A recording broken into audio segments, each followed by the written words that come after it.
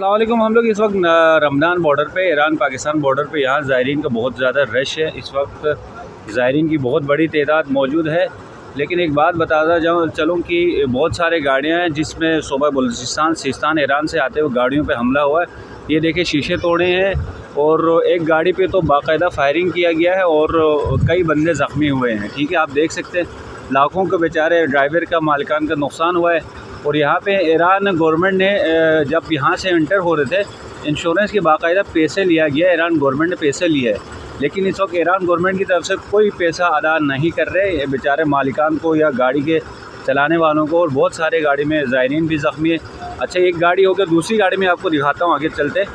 बहुत सारी गाड़ियों पर हमला हुआ है। ये देखिए, ज़ायरीन का बहुत ज़्यादा रश है, आप देख सकते हैं। और ये हमला होना ज़ायरीन पे बहुत अफसोसनाक है।